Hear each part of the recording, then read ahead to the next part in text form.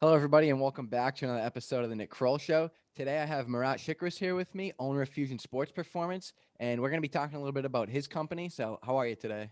I'm doing great, man. How are you? I'm good. So, I first want to start this with where does the idea of creating a supplement company even come from? This is something that was brewing for a long, long time, mostly because I was just so unhappy with the supplements that were out there. This really started as just like a selfish personal need. And then through experimentation, basically my kitchen looked like I was dealing coke because of all the different powders that were all over the place. I started coming up with these formulas that I started to like, gave to a couple friends to try out. They liked them. So I was like, all right, maybe I have something here. That's kind of where it started going. But, I'm 37 now. I've been lifting for over 20 years. And, like any kid, 17, 18 years old, you go into GNC, they sell you on whatever they want to sell you because you don't know any better Right. and everything sucks. Yep.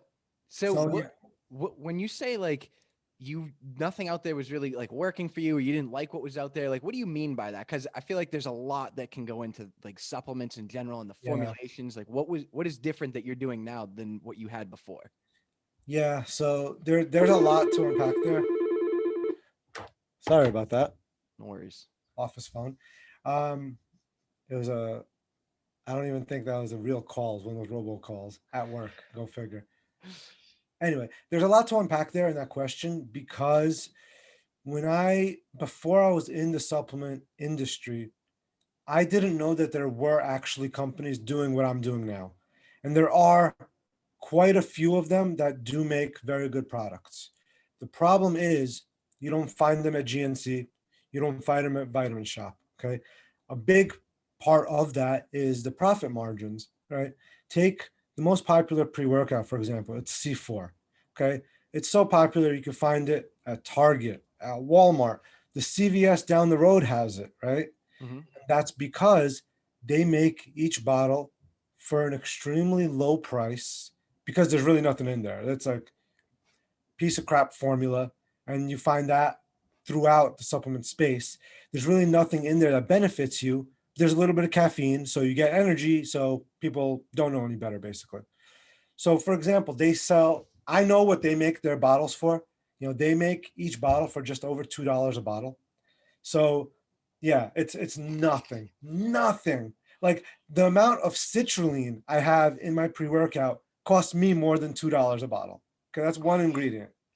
So they make it in the hundreds of thousands at a time. So that's how they could get it so cheap also. That was going to be my next question: is how do they get it to where it's $2 a bottle? Because that seems like ridiculously low. One is they manufacture it themselves. Two, they make it in runs of like 500,000 at a time per flavor because they do massive worldwide volume. Hmm. So they get their cost down a lot. One, because their formulas have nothing in it. Two, because of their huge volume. So they make it for say $2. Might not be exact. Say $2 for argument's sake. They could sell it for to any store for $10. They still make 5x profit per bottle. And then the store sells it for 25, 30, 40, whatever the store sells it at. So along the way, everybody's making at least 2x and they make 5x on it. So a lot of companies do that. The ones you find in the big supplement stores, they do that. That's why the products aren't as good as what you can find online. But the main challenge for a consumer is finding those smaller companies. And there are some bigger companies that make good products too, and we can get into that later. But it's mostly the smaller companies. It's the companies like myself, like our friend Christian at NCN. Um, it's usually the smaller companies that are making the best products. There's also other reasons for that, regulatory and stuff like that. Um, but the problem is finding it. Have you tried to I get into a store? Like, has that like how does that go if you're trying to get into a store because you have your costs and you Yeah. obviously they're trying to buy it from I'm using like in my head I got a lot of like common sense thoughts going on here of why it would be harder for somebody like you to get into a store because they're trying to make as much money as they can. If Mhm. they're selling C4 for 25, 30, I think like up to $60 a bottle, then they're making so much money on that. For them to buy your bottle, they're probably looking more like I don't know what your cost is, but say it's anywhere from $10 to $20 a bottle. That's Yeah. that's a big hit for their profits. So is that why it's harder? It's also harder because it's a big hit for my profits. I'm in a store called Ruesco, and the reason why that worked for me is because they ship internationally, and they have really good international rates.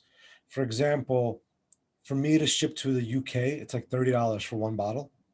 They could ship it to the UK for like six, right? Because they have this like agreement with DHL, and they do more volume because they have a whole bunch of other companies. So that's why I partnered with them. But to be completely see-through and transparent, I made $3 a bottle selling to that store. So I essentially make nothing for them to have it so that the customers overseas can get it. So that's a big thing. Like I'm still ordering in a small volume because I'm a small company, and my price per bottle is not good. It's very high. My margin is only 2x, and that's when you don't factor in sales, shipping, labels, boxes, Promos. all those little things. You have a company, shipping costs are ridiculous. It is wild. Yeah. Like, I'm in New Jersey. To ship one bottle to New York costs $9.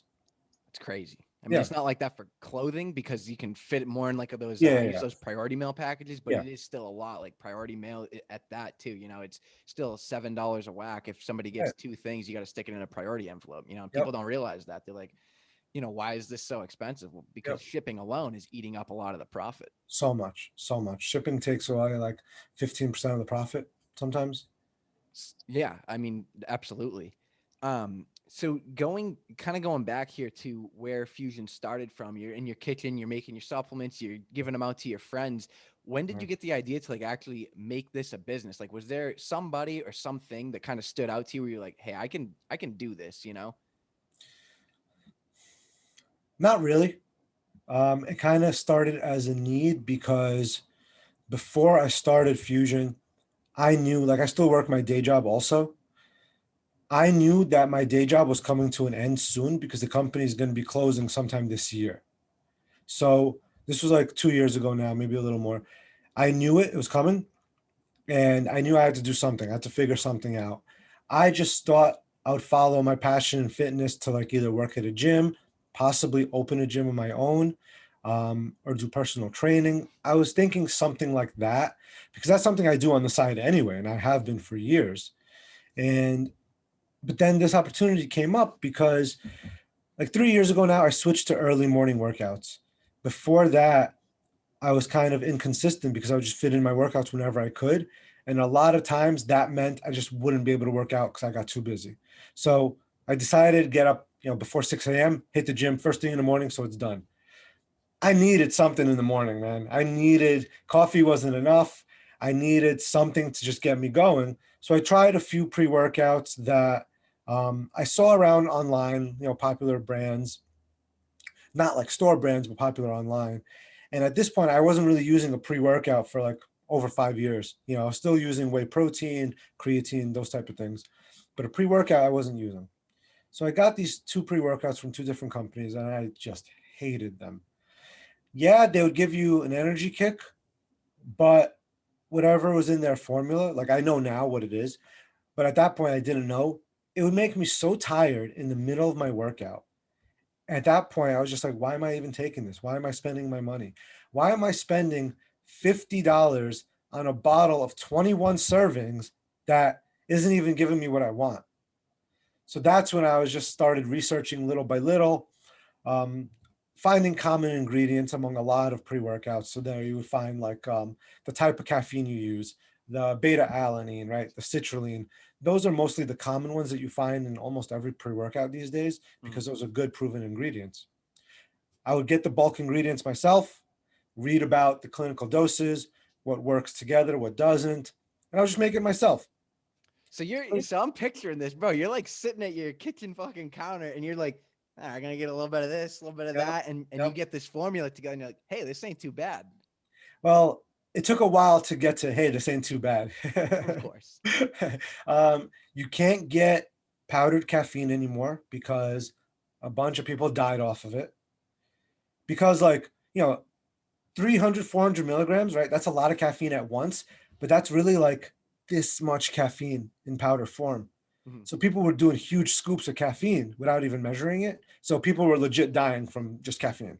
That's wild. Like a heart So attack or yeah, yeah. yeah. So you could only get them in pills, and each pill was 200 milligrams of caffeine, which isn't bad. I would do like, I would try one capsule, I would try two capsules, I would try one and a half, whatever. No, never really exact because there's other stuff in the capsule too for absorption. But that's how I started with the caffeine. Kept reading, kept learning. And then when I got to the point of, hey, this is not bad, I was like, let me look into what goes into starting a supplement company. And that's kind of where the journey to that started. Did you have flavor when you were doing this, like at first, like that? Oh my God. These ingredients, oh my They God. got to be horrible, like You taste would just not, like. yeah, you would not believe how bad they tasted. Um, so after a while, I started, what did I use? I used Crystal Light, and I used Emergency vitamin C packs. Yeah. And not even to make it taste good, just to mask the absolute horrible bitterness of all those ingredients. Oh, Just enough in like 4 ounces of water, the smallest amount of water, just slam it and just tolerate it.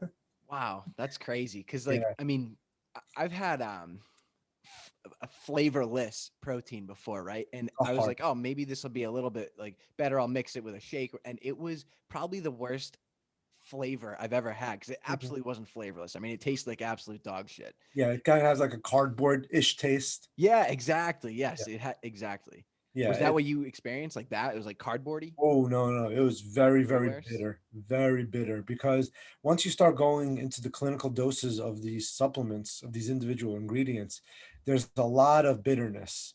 So much, in fact, that there's other supplements to counter it that are bitter blockers that you put in just to be able to flavor these things, like from the manufacturer side. Like, I don't do that.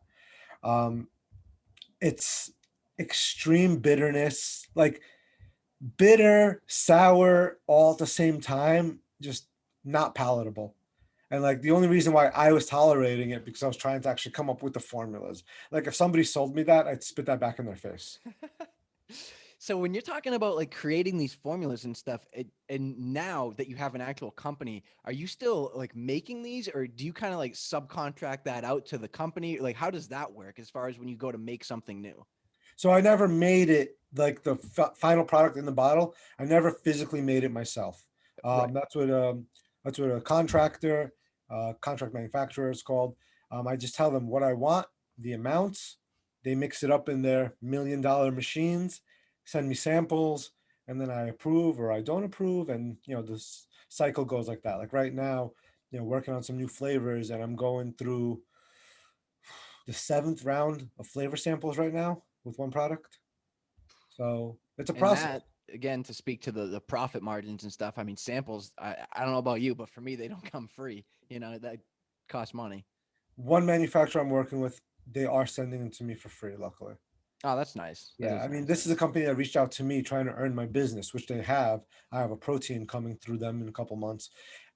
They're sending me free samples and they continue to, and they're happy to do it. While another company that I'm working with, every round of samples costs me like 250 bucks. Now I'm at the point in our relationship with them that I'm trying to negotiate that into the price of my order. So like I pay the 250 up front and then they kind of just put it on the back end of my eventual order. So that's fine. But my first manufacturer during COVID actually went out of business. So I've been spending the last several months trying to replace them, trying to match flavors and products and everything. So I was going through a ton of negotiations with a lot of manufacturers, and one of them wanted something like $4,000 for samples. Wow, Yeah. that's So wild. I obviously didn't pay that. That's insane, Right, of especially course. since I have another manufacturer charging me nothing. Damn, that's So, crazy. What yeah. is like, I mean, what's the hardest part when you're trying to work with these companies? I mean, I'm sure there's like regulations and all this stuff that you Yeah. got to abide by. I have a feeling they probably handle most of Yep. the regulations. Yep. But what are some of the struggles that you've kind of endured coming up to where you are now? Finding a manufacturer was a really hard process for me because, like I said, I'm small. I started even smaller. So I needed to do minimum runs on all the bottles. There's no way I could have made an order of 2,500 bottles per product per flavor right at the beginning. You're talking about a $100,000 investment just for products. And there's no way I could have done that. So the challenge is finding a manufacturer that would work with you small enough, and luckily I've been able to. And then the other thing is a lot of these manufacturers are very shady.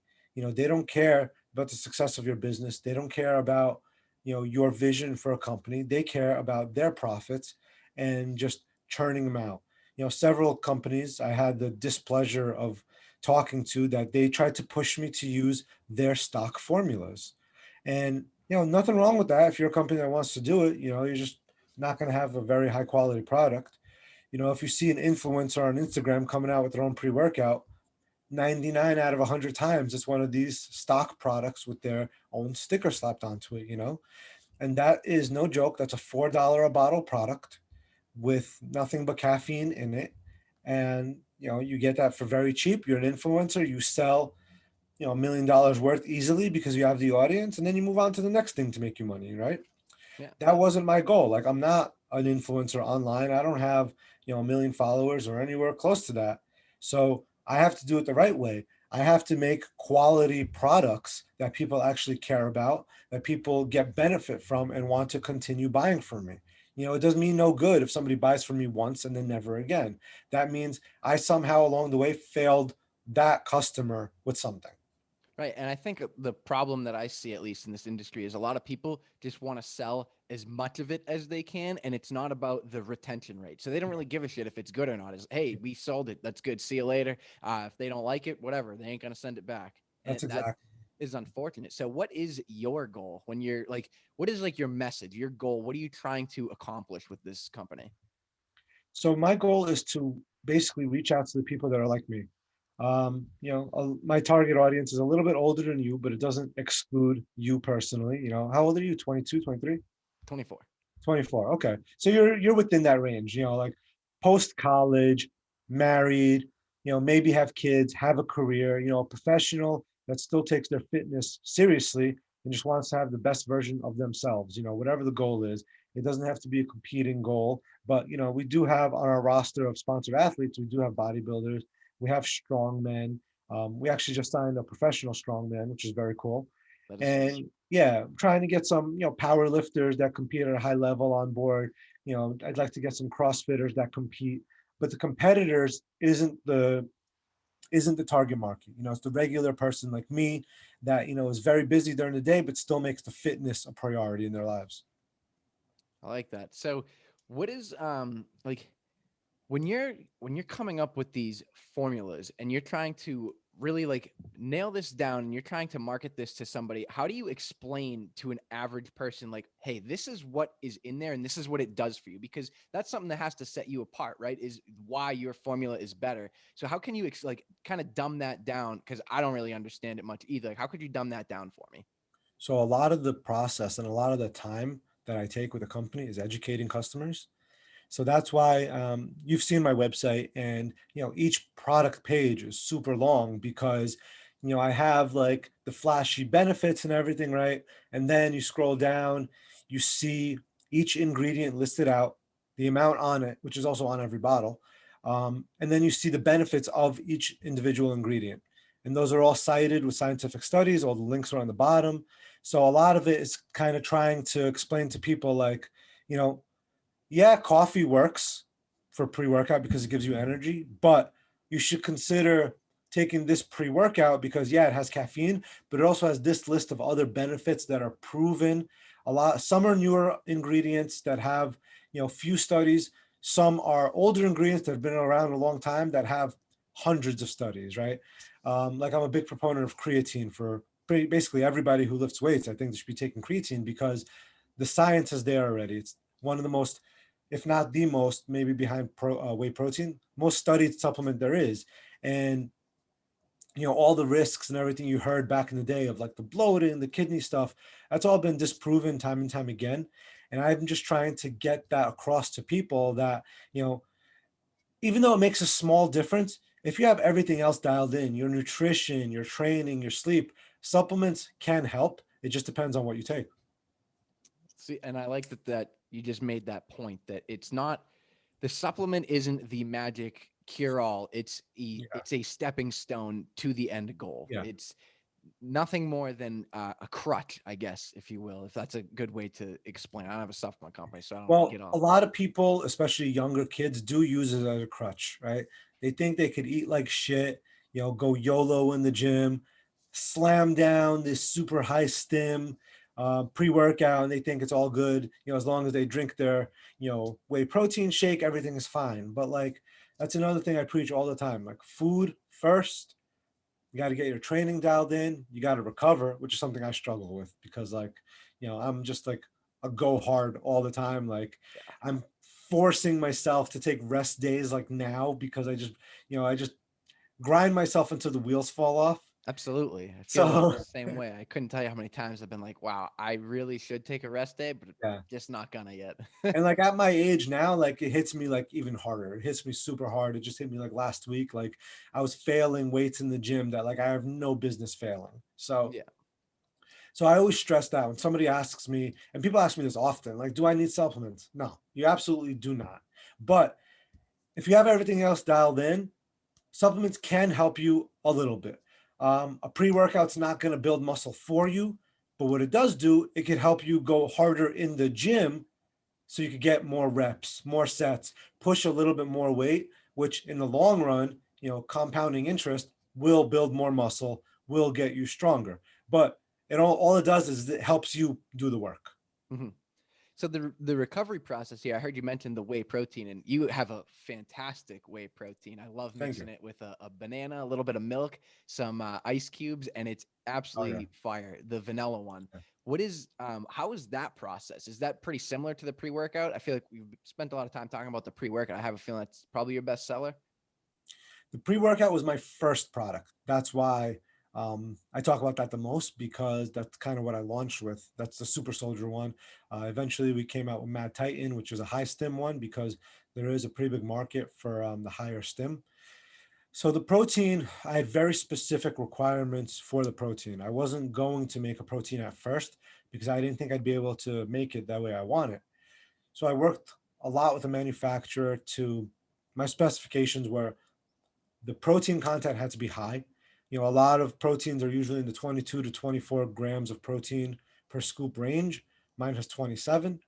I wanted it to be low carb, low fat. We're actually able to get it down to no carb, no fat per serving. But the main thing was digestion. You know, over the years, I've tried so many proteins that just upset my stomach to no end. I would drink it, I would have a rumbling stomach, would run to the bathroom. Um, I didn't want that. And if I couldn't get that situation handled, I just wasn't going to have a protein. But they were able to get it to be like such a low point of lactose that it was basically lactose free. I can't claim lactose free because it's not purely lactose free, but it's so easy on the stomach that as soon as I tried it, I was like, this is great. Also, I didn't want to have soy or gluten, so they can't make it somewhere that has gluten exposure. And that's also like I'm gluten intolerant to a certain point. Like I can have some, but then a certain point puts me over the edge, and I have like small reactions. Like I get really stuffy, my throat gets scratchy.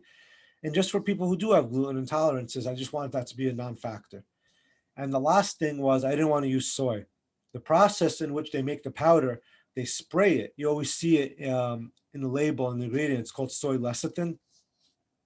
What that is, it's basically a spray that they make it into the powder form. So I didn't want that, and luckily I was able to use sunflower instead of soy. So there's a lot of conflicting research on soy, whether it's good for you, whether it's bad for you, whether it's neutral. You see some guys that have what we call the bitch tits, right? Um, Soy can raise your estrogen. There's conflicting data on that. I don't want to take that risk. So I wanted it to be completely soy free just to take that possibility out. You know, if it's not true, cool. But the possibility that it is a factor exists. So I wanted that to be a non factor in my product. So luckily, I worked with a manufacturer that was able to do it for me. They since went out of business, but I was able to find another manufacturer that's able to meet those same specifications.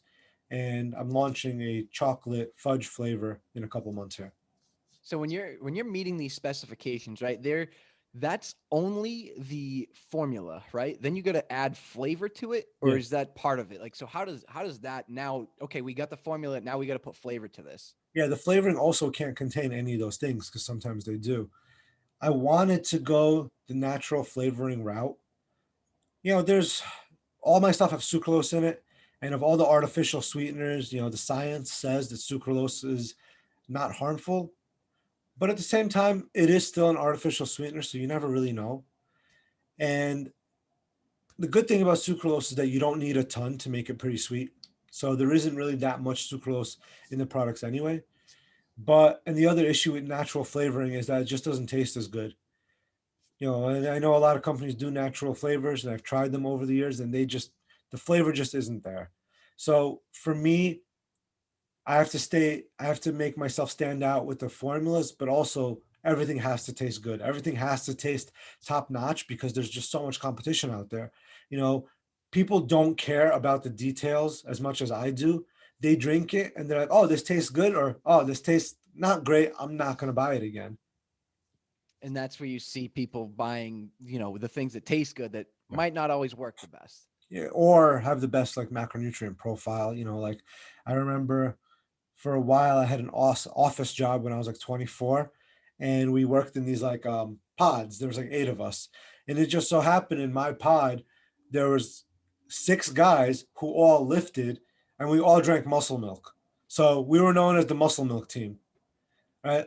Muscle milk, probably the best tasting protein I've had to this day still, but my God, a ton of sugar, a ton of fat. Like if you're trying to do anything but bulk, it is the worst thing you could have. But it tasted great. That's why we all drank it. And trying to make something that tastes that good that doesn't have all that extra shit in it is got to be very difficult. It's impossible. You can't do it. That's why you see a lot of companies also make 50-50 blends or like 80-20 blends of whey and casein, because the casein is easier to flavor and it has a thicker consistency. But I decided just to go, simple, clean, 100% whey isolate, no fillers. My product's now 27 grams of protein. It's only a 32-gram scoop. So that's it's an extremely high ratio. You don't typically see that What type is of it, like a ratio. 79, 80%, something like that, off the top of Like my head? 82, something like that. 82. Yeah, that's pretty Something good. like that. Yeah. You typically don't see that. You see like a 35-gram scoop with 24 grams of protein. So, I'm glad to how we got the protein because it's something I can actually like be proud of. Yeah. When you just mentioned something too, casein isolate. I take one of each. I take the casein at night. Obviously, I'll let you explain the difference there. Can you Yeah. go over the differences in proteins? Because I feel like a lot of people, they go to the store and they see protein and they go, all right, now what do I do? Yeah. Whey isolate is the fastest absorbing protein. So that's the one that you want to take like post workout if you can't get a meal in. I prefer to get a meal in, but if I know that I can't, I'm going to bring a shake with me to have after the workout, just to get some protein in after the workout. Like the anabolic window. Some people believe it, some people don't. Whatever. It's just in case I'll either eat or have a shake after I work out. Yep. So the whey isolate is the fast absorbing kind. The casein, like you said, you take at night, which is a great idea. I used to do it in the past also. That's very slow digesting. So that's also, if you want it as like a meal replacement, if you're having it on your own, casein is a good bet because it absorbs slowly like food. There's a much higher lactose content in it. So if you're lactose intolerant, casein probably won't work for you. And that's an issue I had with casein. That's why I don't use it anymore. But and a lot of times people use that as a blend because you have some of the fast absorbing, some of the slow absorbing. So some companies go that route just to kind of get a middle of the road type of thing. Mm-hmm.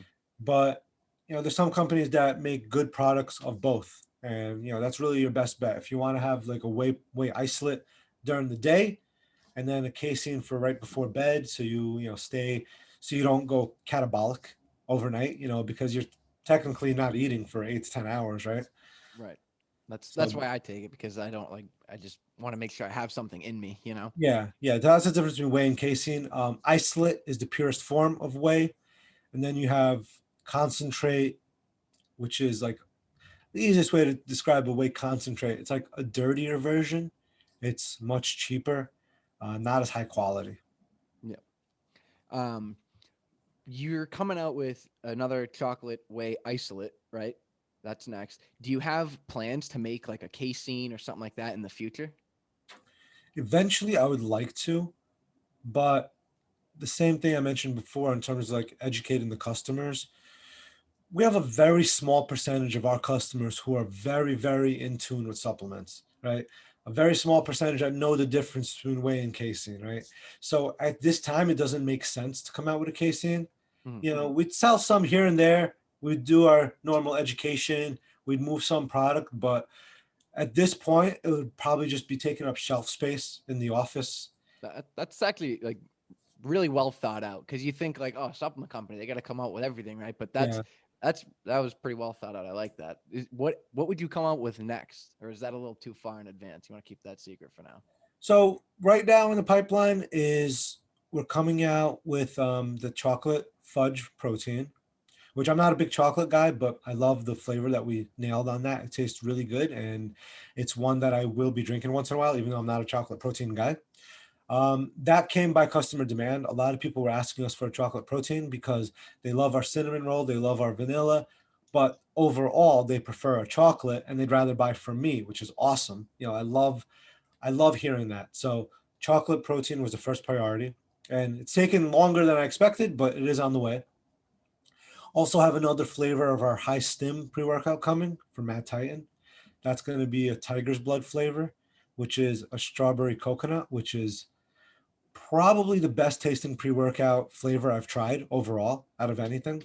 I like it. And like it's so good, I might have it for Mad Titan and Super Soldier because the flavor really blew me away. So on top of that, we're almost at the end of our inventory with our Super Soldier pre-workout.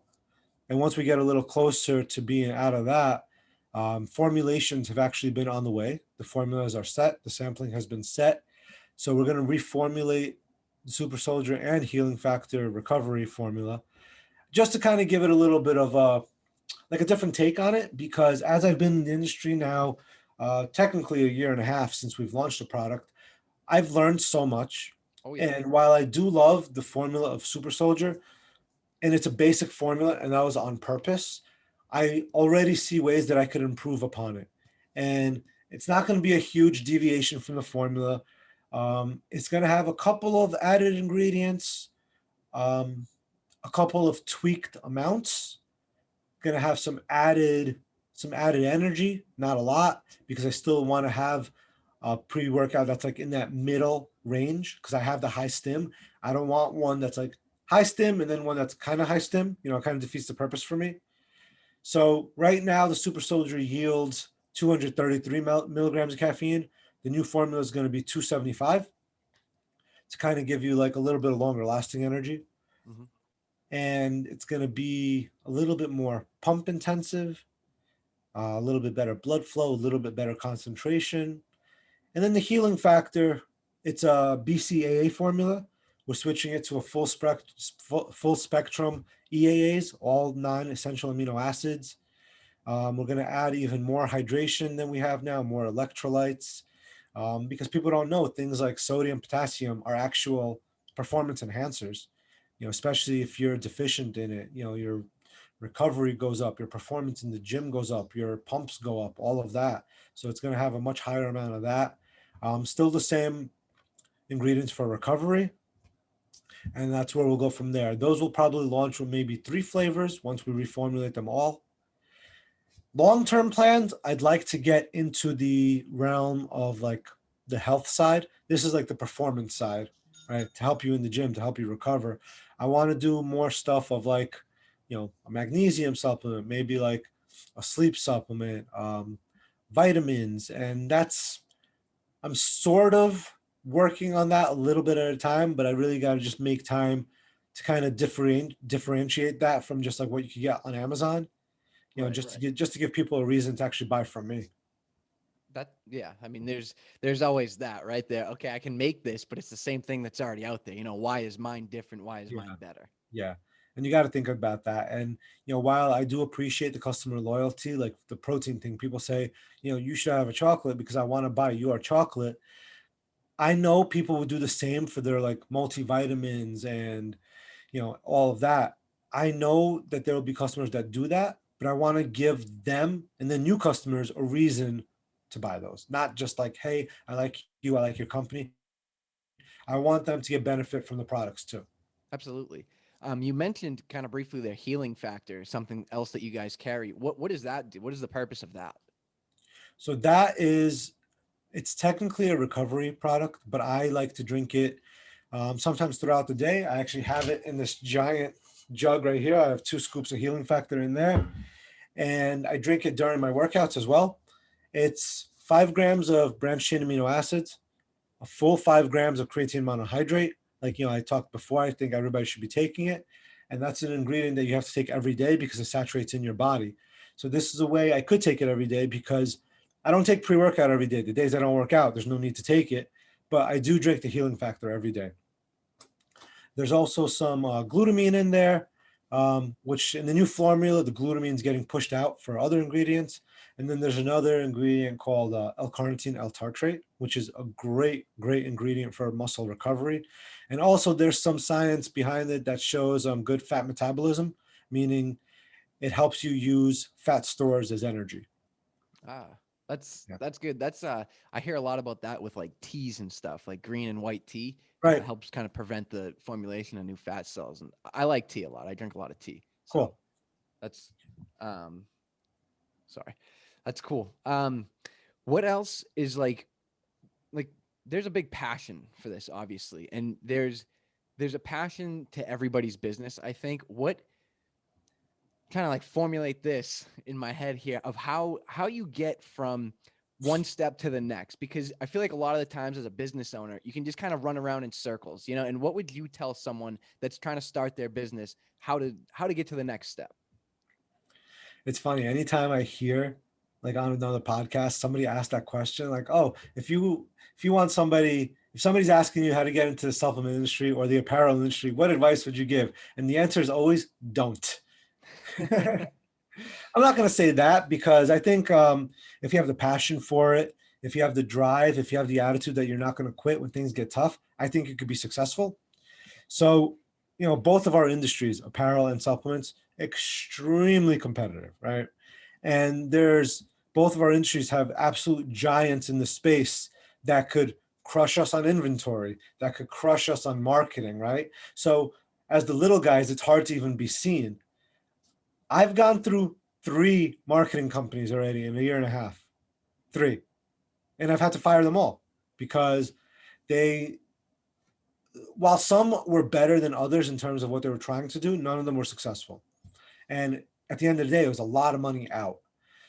So, what I would say to people is try to learn some marketing on your own, Mm, Facebook, Instagram marketing, because that is so important. And if you can get to a point where you could reach the audience you want on your own, you're going to save so much money on marketing, so much that you could put into the marketing budgets themselves. Because don't forget, if you're paying a marketing company, you still have to pay for the marketing budget, right? And if you're using Facebook ads, you have to use, I found, and even this is such a small amount, you got to budget at least $1,000 a month for marketing. And that's on like the extreme, very low end. You have, I know in my space, you have these companies like, like Redcon One, like First Form. They spend 6 figures a month on Facebook ads. That's just no Facebook joke. ads. Just Facebook ads. Wow. Just Facebook ads. And they're very good at marketing. Like, because my interests are obviously known because I post fitness stuff, I have the supplement company. I see all their ads. And I see that like anybody else like me would keep seeing their ads, right? So you got to really lock down your target audience, which I'm, full disclosure, I'm still working on trying to find my target audience through Facebook marketing, Facebook ads, to try to just get my products in front of people. Hmm. I don't remember what the exact statistic is, but it's something like people need to see your product at least 4 times before they even go to your website. See, I thought it was more like 17 because there's a statistic that I have in my head too that I say all the time is like I thought it was like 17 times people need to see something before they even go, hey, what is this? I think that's until they make the purchase. Okay, maybe it's that. I mean, you're Yeah. probably a little more marketing savvy than I am, but I wish I was, man. I'm still learning it. And it's one thing I learned, the biggest thing I learned is that, especially in my industry, because it's full of snake oil salesmen, the marketing is so much more important than the actual product. And I think that's a fucking shame. it is. It I truly think is. that, and listen, supplements have such a bad rap with so many people. And even though there's a lot of companies out there that make very quality products, I don't think the bad rap is unwarranted because you have so many more companies that come out with all this bullshit. How many advertisements do you see that claim vein splitting pumps, hardcore energy, all of that bullshit, right? Mm-hmm. It sells, you know? It's crazy, man. And that's like I have a bad like rap in my head. I mean, after talking to Christian, talking to you, like it definitely helps. And I knew another guy who opened a supplement company a couple years ago that since closed. But talking to people like that actually care about the product, it's definitely changed my perspective a lot. Because I was one of those people that was like, I can't stand like walking into GNC. You know what I mean? Because especially Yeah. like my wife doesn't want to go in there alone. She's like, I Yeah. don't want to deal with these people. And it's not even that she's unconfrontational. She just doesn't want to listen to these people try and sell her bullshit. Yeah. And GNC is an interesting business model. And one of my friends at the gym I go to, he used to be a GNC manager. So he kind of gave me like the inside scoop of it all. So their business model is, yeah, they sell all these other companies' products. They also have their own products, right? You see the Mm-hmm. GNC brand, and those give the salesmen in the stores the most commission, right? Vitamin Shop, the employees don't work on commission, so it's a little bit better. GNC, they work on commission. Yep. So they don't care what your need is.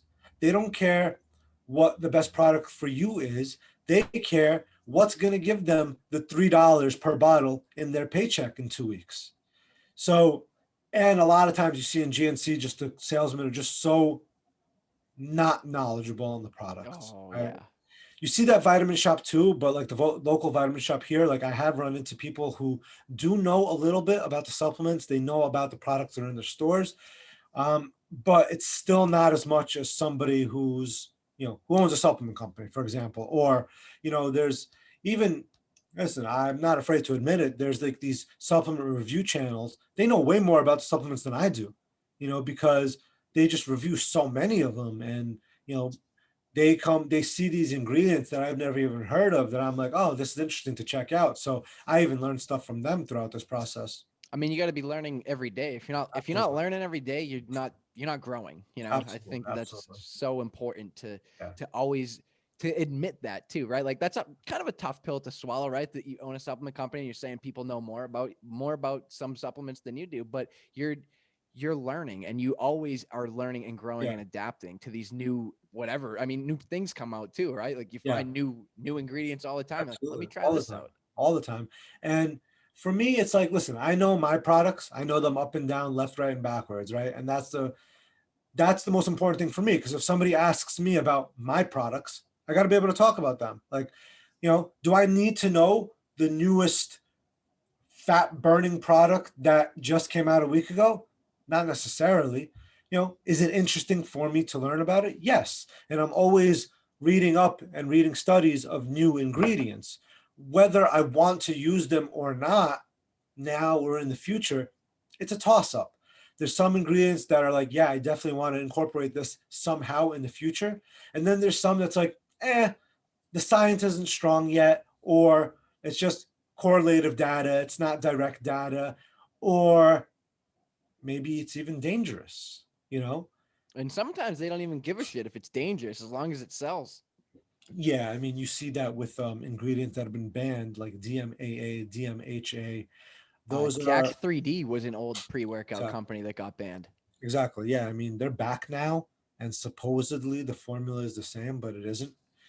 But and this is one gripe I have with those supplement review channels, and I have a great relationship with a few of them. I talk to them often. I've sent them my stuff to review. They've given me high praise, not because we speak, but because they really believe that in the products. They're very honest. But one gripe I have with them is that they love the high stim stuff.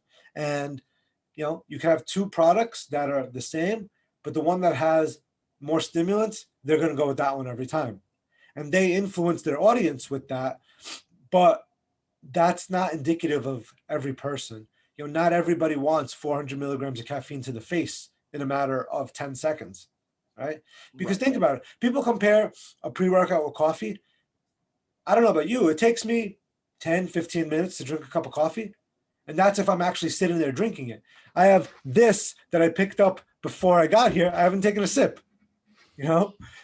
But a pre-workout, right, you slam it, right? So all of those ingredients, especially the caffeine, hits you so much faster. So for I think the majority of people, something with 400 milligrams of caffeine, and I have a product with 400 milligrams of caffeine. I think that's too much for most people, right? Certain situations, like me, I take Mad Titan maybe once or twice a week. If it's like a super heavy day of lifting that I know I need it, or if I slept like crap, that gives me a little bit more of a boost than Super Soldier. That's when I take it, and that's how I think people should be taking high stim pre workouts all the time. Mhm. I don't think you should be taking those every day. You're going to burn out your adrenals. You're looking, you're going to have problems down the road. That's exactly why I have the lower stim option also. I had a friend who would take C4 and he would go start one scoop. He'd go on it for a month or whatever. Then the next month he's doing two scoops. This dude got all the way up to 4 scoops of this shit. And I was like, dude, what are you doing? Like, you're gonna like this is not healthy. Like, you should not do this. And eventually, like 4 scoops wasn't doing anything. I was like, dude, no, you have to like stop, get off it for a month or two, and then go back on if you want to. Like, Yeah. I personally don't. I'm not a huge caffeine guy. It's a debate I have with people quite often. I feel like you're someone that could probably prove me wrong in that a lot of ways, but it's just I don't know. For me, I want to be down there. I want to be lifting weights and I want to be improving myself. And watching somebody take 4 scoops of C4, I was like, I don't ever want to have to be dependent on something like that. Because then he didn't take it for I don't know 2 months and he couldn't do anything. And I was like, dude, you've created this dependency now. Yeah, Like, that's how you mentioned before. People use it as a crutch. That's a great example. yeah, I like sustainability, and that's something that I talk about a lot with people that are even trying to just start working out, like, hey, let's not make a New Year's resolution of we're going to eat clean and work out 5 days a week. Let's eat clean 2 days a week for the first month, and then the next month 4 days a week, and then we'll Yeah. start adding in workouts. It's a slow process, but you can't just go 0 to 100 because you're going to burn yourself out. Yeah, especially with a product like C4, because there's a turn in the supplement industry now with companies like me and others, a lot of others, and some that are bigger. They're going full disclosure, right? C4 is notorious for the proprietary blend, right? So the label shows what's in there, but you have no idea the amount. So, and that includes caffeine. Yeah, you don't know how much caffeine is in C4. So you're going 1 scoop, 2 scoop, 3 scoop, 4 scoop. You could be taking like 2 grams of caffeine, you know, and that's enough to make your heart explode, right? They've done studies of super high doses of caffeine in athletes. I think it was up to like 900 milligrams of caffeine, which is nothing that I would take. But for the sake of the study, they did that, and they saw like legit athletic performance benefits from that high of caffeine. Wow. Yeah. Um, and for however long the study was, they determined like it wasn't an unsafe amount. But at the same time, I wouldn't take that much. I would not. Even when I Seems too take much. even when I take Mad Titan, I try not to have any other caffeine during the day because 400 milligrams is a lot, right? Mm. Super Soldier I developed specifically at that moderate lower range because, like, yeah, it'll give you energy for your workout, and if you take it in the morning, you could still have a little bit of caffeine later, and it won't hurt you, right? Mm. That's specifically why I made Super Soldier at that caffeine point. Yeah. What was the difference again? Mad Titan was how many and Super Soldier was how many? So Super Soldier yields 233 and Mad Titan yields 400. Damn. But That's to Mad Titan also has a central nervous system stimulant. what does So that do? it basically like wakes up your central nervous system. So a lot of people have been telling me that when they take it, they like the colors they see are brighter. Like it basically like wakes up your brain. And Wow. yeah, I, it's a I cool. think Christian was actually telling me something like that. I don't know if we ended for whatever reason, half of our show got like cut off. We have to Yeah. do another one. But he was like saying something like that about like the stimulants and some of the things he had. And I don't want to speak wrongly about it, so I'm not going to go any further. But like that's just wild how some of these things can do that. Like Yeah. what is it in there that does that? So he was talking about nootropics, which is things like alpha GPC. I think that's one he was talking about, right? Alpha GPC. Something like that. I And then can't there's remember. like, I personally like, I've never liked alpha GPC, and I know this is an unpopular um, opinion because so many people like it, but I felt like it's never really done anything to me. It's never done what it was said to do, even at really high doses. So I like things like tyrosine. I like things like choline, stuff like that, and that's what I use in my products. And that basically, yeah, that alerts your brain. It makes you more focused, more basically mentally like in tune. But the Iraia gerensis, that's the central nervous system ingredient that I use in Mad Titan. It's a little bit different. It's a gray area ingredient. It's the only one that I use like that because the benefits are so great, but that one is USADA tested. So, and I tell people like, if you compete in a drug tested sport, you might get popped for it. It depends on the test. Like every sport, every federation, they test differently. Mhm. So, but I know for like, the Olympics, they do test for that ingredient, right? So I just let people be aware of that Yeah. because that is the natural version of DMAA. DMAA is banned, and For what purpose? it's basically a performance enhancer. Kind of. That's kind of not accurate. It's a good ingredient that some people overdid and got hurt on. Mm. Kind of like ephedra back in the day. What? The what's it You might called be a again? little young. Yeah, you never taken ephedra, like Nah, I haven't really taken anything, oh honestly. man, back in the day, this was like, 20 years ago now. Holy shit, I'm old. Um, there's a supplement called Stacker Two. It still exists now, but it's not the same. There was an ingredient there called ephedra. It was basically an amphetamine. And they're selling So, this in a fucking pre-workout or oh yeah, whatever it was. well they were selling it over the counter at CVS. It was a fat burner, and yeah, it was a fat burner because it was fucking meth. Dude, so that's wild. So listen, here's how the cycle goes. They come up with this ingredient. People love it because it's basically a drug and people love drugs. They ban that. Come out with the next one, same thing. People love it. It's around for a while. Somebody gets hurt, they ban it. The cycle goes on and on. So now DMHA, DMAA, very popular pre-workout ingredients. That's what was in Jack 3D. Banned. Companies are still coming out with it. And those are all synthetic. So this Iraia gerensis ingredient, it's a natural form of that synthetic DMAA. So it's safer. It's definitely not as hard hitting because it's a natural one, right? Synthetic's always going to be harder hitting.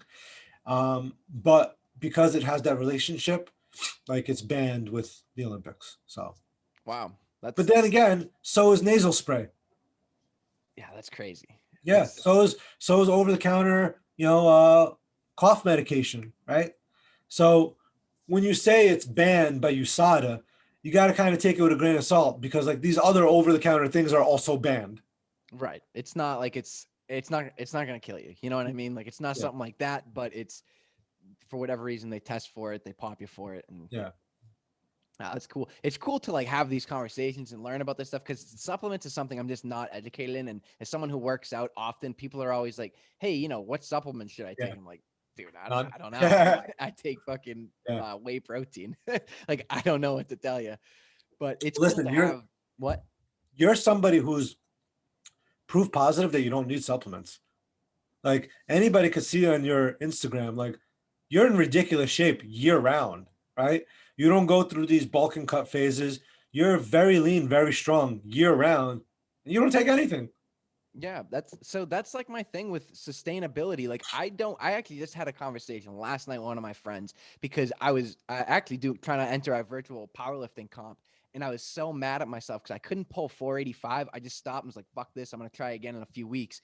And he was like, why don't you try and like bulk up a little bit so you can hit it? And I'm like, because I don't want to add weight to myself so I can pull something and then take the weight off and not be able to Yeah. pull it. Like I've worked so hard to get to this point where I can gradually increase my weight and like and keep a low body fat, but also increase the weights I'm doing. Is it a slower process? Yes, but it's worked really well for me. And that's like, I'm training people now in my gym, and I'm like trying to like explain this to people. It's going to take longer, but I feel like it's worth it in the end. How much do you weigh now? 165, give or take. Damn. Yeah. I was expecting you to say like 180, 185. It's because the cut, I'm only like 5'7", 5'8". I'm not very So tall. am I. So am I. We're classically tall. Yeah. Yeah. Yeah. Listen, there's no reason even at that body weight. Listen, at that body weight, there's some people who are deadlifting like 700 pounds. Yeah. Right? So, with the work, you can definitely get over 500 easy. And you do more bodybuilding style, right? Yeah. Yeah. I mean, if you did like just a 16-week powerlifting focus program, you would your deadlift would jump like 50 pounds. I'm confident of that. Yeah. I I mean, I do like I guess power building sort of. I always Yeah. bench, squat, deadlift, except Yeah. I That's bench way more better. with dumbbells. It's just a Okay. little, I like that a little better. It's a little Yeah. less on the shoulder. So listen, 16-week powerlifting program, Fusion Sports Performance supplements. You're gonna get a 600-pound deadlift. I'll have to try it out. I was talking to him about the powerlifting like split, and how I do want to like kind of focus on that a little more, because to me, there's no better feeling than ripping a heavy deadlift. Yeah. I love that. Yeah. So, but I also want to stay to where I can be lean and be cut. Yeah. And look good year round. So on that topic, like my body composition changed a lot recently. 2020, for most of the year, I was doing power building, like you talked about. Like I would hit my main lifts at the percentages, and then I would do bodybuilding accessory work, right? Mhm. That's the style of training I love the most. It's the most enjoyable. It's fun, right? I'm internally motivated to do that because I like it and I like the results. And last June, I hit my highest numbers on the squat and bench, and I inched closer to my all-time best deadlift. And I was also the leanest I ever was, right? Love it. Since then, I switched to a purely powerlifting style training split. Like I even hired a coach for powerlifting, and my weight has stayed the same, but my body composition changed. It's softer now. Like I'm definitely not as lean, even though I'm the same body weight. Mhm. And I cannot explain to you the mind fuck that is for me. You know, um, and even worse, because like I mentioned before, I go to the wheels fall off. I'm not even getting stronger right now. Mm. Like because my recovery is so bad now, week to week, I'm getting weaker. Like I'm failing weights that I should be hitting easily. So I ended that, man. I ended that. I Yeah. went back. Yeah. Yeah, I went back to my power building style. And already this week, I'm enjoying my workout so much more. And then on my off days, like I work it into my week, I also joined my wife's CrossFit gym for a couple days a week. Mhm. And I did CrossFit in the past and like stopped for several years. But going back to it, like it's strange. I'm really enjoying it. I'm really enjoying like the difference of that compared to like what I've been doing for so long. Yeah, it's fun to switch it up once in a while. Yeah. Always Yeah. trying to find new exercises. Yeah, and also like there's a little bit of a competitive thing with CrossFit, like because it's a group class setting, and like there's a couple of like young kids there that I compete with, and you try to either get a better score with them or get a better time or whatever. So that's a good motivator too, and I'm enjoying that right now. Yeah, definitely having other people around. That was something that I really liked when I started working out, was having a good community around me. That's why I try to focus so much on community building with what I do, because Yeah. that's what it was for me, was why I stayed consistent, why I did this so much. And I had a really good friend in me that pushed me, that he was a personal trainer. And that was where like all my really aspirations ever came from, was that. And I just never looked back. Now I love it. I couldn't imagine not like working out. Like if someone asked me the other day, like, what would you do if you couldn't like work out or, do anything with fitness? I was like, I don't even know. Like I'd have to find something like that I Yeah. can be passionate about, like helping, I don't know it's crazy. Yeah, I mean, luckily, when the gyms closed last year, I already had my garage gym. I had 80% already of what I have now. Mhm. I just added a couple pieces during the lockdowns and everything like that, just to make it a little bit better and to suit my needs more. But I had a garage gym for like 7 years, and thank Odin for that, because I don't know what I would have done. Like gyms here in New Jersey, they were closed for like 5 or 6 months. Like fuck, I can't do like I can't do band workouts and like, playground workouts for 6 months. Like, Yeah. I don't know what I would do. Like that's the only thing that really saved my mental health during that whole time Mm. because I was still able to work out as much as I wanted to. Yeah. And I mean, that's huge for me too. Like we'll go on a vacation or whatever, and I won't even do the hotel gym. Like I can't even handle a hotel gym. They just suck. I'll go like to an actual gym. I'll pay the $10 for a day Yeah. pass or whatever to have an actual workout. Yeah. And I forget what month it was. Sometime in 2019, we went away to Mexico and they actually had a legit gym in the hotel. Wow. That's awesome. Yeah. Yeah. They had dumbbells up to like 75s. They had a barbell with plates. Dang. They had a Smith machine, which is I'm not a fan of. So Yeah. Hmm. I just didn't do back squats that week, no big deal. Yeah. But they had uh cable tower, they had a lat pull down. So like this is in a hotel, this is amazing. Yeah, that's pretty. Actually, that makes me want to ask you a couple questions here about mentality and just the mental aspect of being physically fit, because I see all these people all the time, and I feel like you and I are pretty similar in this aspect of no, like just because it's Christmas doesn't mean you get to eat the fucking cookies. Like if you want this physique and you want to achieve this, like you got to go balls to the wall. Like there's no like, oh, it's the holidays, let me take my break. Like, Yeah. I mean, like you said, it's all about consistency. And listen, with business, with diet, with training, consistency is more important than anything else. mm-hmm, And that doesn't mean you can't have Thanksgiving dinner with your family. That doesn't mean you can't have Christmas cookies, right? But what it does mean, you can't do that for a week. right. You can't just like fall completely off the rails because it's a certain time of the year, right? Like, yeah, enjoy that meal or enjoy that day, but like when that day is done, it's done. You just got to get back to what your consistency is, what your routine is, right? Mm-hmm. And like I'm working with a friend right now. He's he's doing awesome, right? He's started basically from like never working out.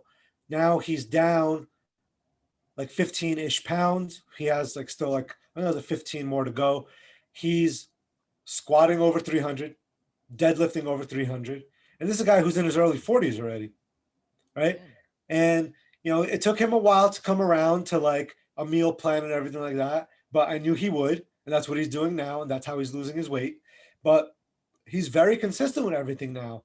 And it took him like a good year to get the consistency.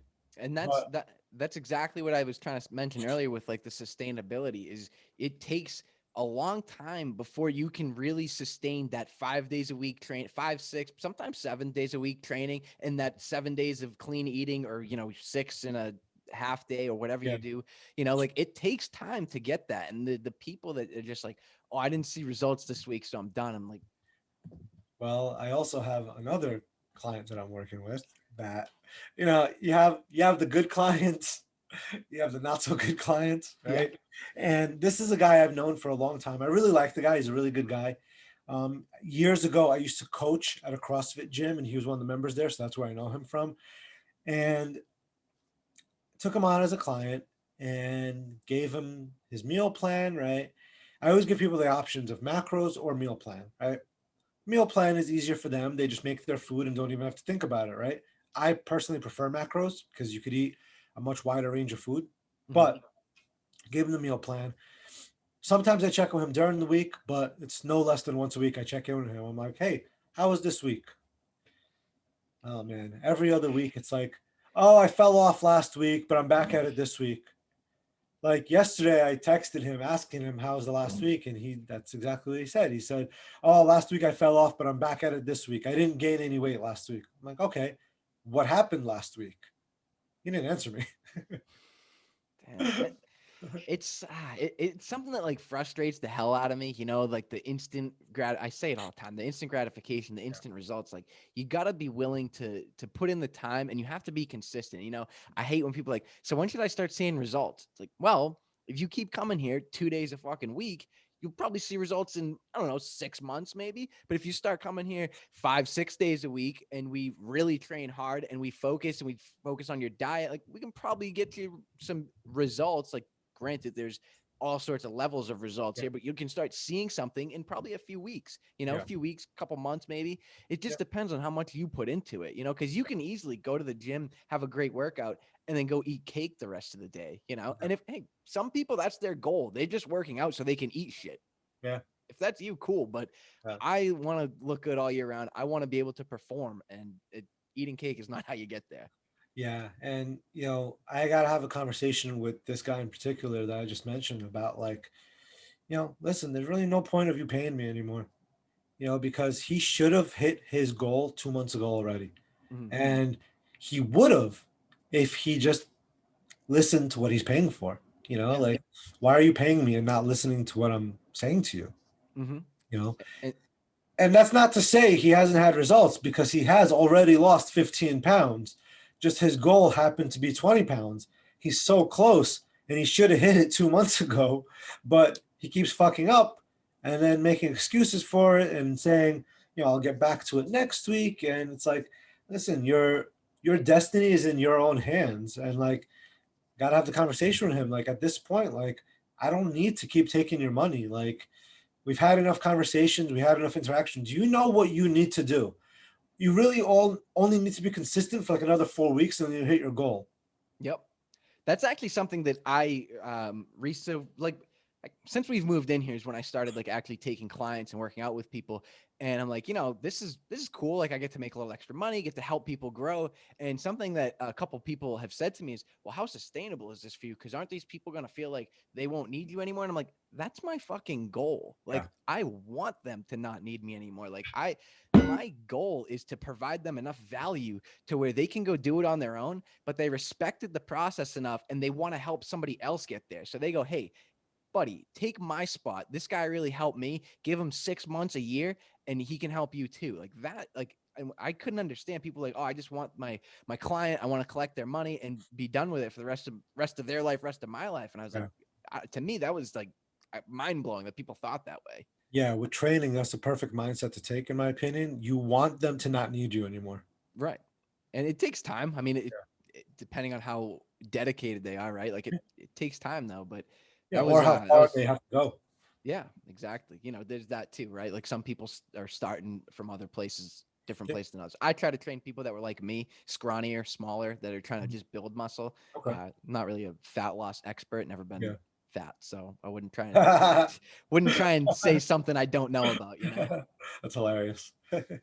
But Listen, you know enough. Like, listen, the training doesn't change when somebody's losing weight or gaining weight. yeah.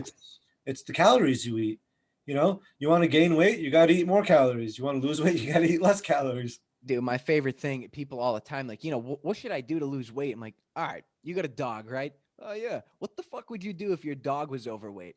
Well, I'd take it for more walks and I'd feed it less. Okay, so diet and exercise? No shit. There you go. Like, it's just one of those questions that Yeah, drives me nuts. Like, you know what to do, yeah. but you just don't want to do it. That's, Doing it's hard for some people. yeah. Oh, I a mean, lot yeah, of and people. everybody's A lot got, of people, actually. yeah, exactly. I mean, it's not easy. I'm probably making more fun of it than anything, but if you just like applied what Yeah. you could be widely successful, even in business too, right? Like you don't know a lot, but starting and figuring out what questions you need to ask are kind of how you get to that next step. Yeah, for sure. For sure. But hey man, this has been great. Thank you for coming on. I got a final question for you here though. If knowing what you know now, what would you tell yourself? We'll say 20 years ago, because you're an old man. Oh my God, 20 years ago. Oh my God. I wasted so much time on so many things throughout my life. But at the same Did you time, waste time though, or did you learn from those? oh no, I fucking wasted time. Oh Okay. my God. I spent like 3, 4 years being a do nothing, time wasting pothead. Oh, okay, Like, okay. yeah, I went through that whole phase where I was just like taking like 2 classes a semester at community college just to like pass time. That was a waste of space. Like, I'll be the first one to admit that, man. But saying that, it also got me to where I am now. I have a wife who I'm like, still crazy in love with. I have 2 amazing kids that drive me crazy, but I wouldn't change it for absolutely anything because they're amazing. Um, what I would tell myself is just maybe to go in business for myself earlier. just to kind of and not necessarily say, oh, start a supplement company, right? Because even back then it wasn't as easy to start one. Like now the barrier of entry is very low, so you're able to do this with really any industry now because of the internet, right? Like how it's much easier now to find like a shirt supplier than it was 10 years ago. Yeah. So, but it would be to kind of just like go into business for myself earlier just to learn how to run a business because, I learned on the fly and I still am. Like I don't have any full time employees. Anybody I hire out, it's freelance. So, I am still doing everything on my own. I ship out every single box, like you ship out every single shirt. Mm-hmm. So, just to kind of maybe get that experience a little bit earlier of running a company, I think would have been beneficial. Mm-hmm. Even if it was something different, right? Because that's what Yeah. I mean. That was really what I did. I was pretty much wasting time, right? Like exactly what you just said. I would come home after work. I'd just get on my PlayStation and I'd play. I worked really weird hours. I had a pretty weird job, but I was working like 7 to 1. So I'd be Monday to Thursday, 7 to 1, right? Full time. It was a full time job, but I would have Fridays off, and I would get home at 2 o'clock, and I would play PlayStation until 6. Go to the gym, come home, eat, go to bed, something like that. And I like, yeah, I just hit myself in the head one day. I was like, what the fuck are you doing right now? You're just wasting your time with Yeah. these fucking video games. And like, I'm not even going to say they're not a waste of time. Like, I believe video games are a waste of time. They're fun. They can be interactive. You can learn with people, but you're not bettering yourself in a lot of Yeah. ways. There's Yeah. arguments for it, whatever. But I said, I want to own a gym one day. Like, what can I do to help me do that? And I started a clothing company that's going to represent a gym someday. See, so I didn't have the maturity you did at your age. Um, and that's kind of a thing I wish I had. But, again, all roads led me here. But it took me a long time to get my shit together to figure it out. So, you're very young still. You got your head screwed on the right way. So I wouldn't even, in your position, I wouldn't even worry about thinking that you were wasting time because you realized early on, comparatively to a lot of people, you realized early on that like you can make better use of your hours in the day. Right. That's a really good way to put it. I'm saying waste of time, but there's better use for your time, Yeah. right? And I think we can all apply that, right? I mean, how many people wake up, roll over, and they scroll on their phone for 30 minutes? Yeah. Like I make sure I get up, I make my breakfast, and then as I'm eating my breakfast, I can scroll for a few minutes before I head out the door to work or Yeah. something, like That's just another thing. Sorry, go ahead. just being in, intentive, I guess, with your time is so Yep. important, and like understanding, hey, is this benefiting me right now? Or am I scrolling through TikTok, or am I sending DMs to people on Instagram about my company? Those Yeah. are choices that you get to make every Right. day. Right. And that's another reason why I like the decision I made to work out early in the morning because like today was a rest day, which I'm still gonna go in the garage a little later on and hit like a 30-minute cardio session. But I didn't wake up in the morning to lift. And while I needed the extra sleep because I'm so run down, when I do that and I don't lift first thing in the morning, I feel like I wasted the first 3 hours of my morning. I mean, I feel that sometimes. Like I'll wake That's up. Sometimes I'll wait for. I wake up a little earlier than my wife, and sometimes I'll wait for her to wake up. And me being an idiot and like not knowing her schedule, I mess this up all the time. Did it with you trying to schedule this podcast, and I'll be like, all right, I'm gonna wait for her to wake up, and I'll work out with her. And then she's like, yeah, I'm like going to work in a few minutes. Like, what are you doing? I'm like, fuck, like that's 2 hours that I just blew because I just wasn't looking at the calendar. You know what I mean? Like I thought it was Tuesday, it was actually Thursday. you need an assistant. Yeah, dude, yeah. Yeah, that's a good point. Making the most out of your time because listen, what separates us from somebody like Elon Musk? You know, he has the same 24 hours in a day, Dude, and yes, look at everything he gets accomplished. Right? yes. Not saying I'm Elon Musk. I'm very aware of my shortcomings. That guy is way smarter than I am, but I could still do more in my day. Even now, like I'm aware of this, and I try to make the most out of my time. Even now, I still can make the most out of my hours. Right? Absolutely. And that's something I say a lot too with people, right? Like I like Elon Musk. I think he has a really weird family dynamic with his marriages and divorces and kids or whatever. But other than that, like he's a really hard worker and he's a really successful guy. He's the richest man in the world, right? But what did like he's a person at the end of the day, and people forget that. Like people like just think that he's this crazy like superhuman. Like, is he extremely smart? Yes. Is he smarter than most? Yes. But he's a person. So why can't you go do that? Why can't I go do that? Why can't anybody achieve what he's achieved? I agree completely. Although with him specifically, he may be a robot. You ever hear him laugh? Yeah, I've listened to He him on the Joe Rogan show a Yeah, few he times. laughs how like a robot would think a human laughs. Ha ha ha ha ha. Yeah, I did pick up on that a little bit. Yeah, but yeah, what you said is exactly spot on. It's just life's about choices, and it's up to us to make the right ones. Sometimes you make the wrong ones, and you can learn from them, but Oh yeah, yeah. There's lots of learning experiences along the way. absolutely. Well, hey man, thank you again for coming on. If you want to share your Instagram or your website, go ahead for it. Yes, my Instagram personal is at Fusion Gains, spelled with an S, not a Z. I'm not that cool.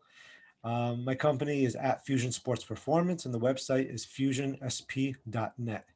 Awesome, guys. So everybody, thanks for listening. Marat, thanks for being here, and don't forget to follow Fusion, follow the at Nick Kroll Show as well. And until next time, take care.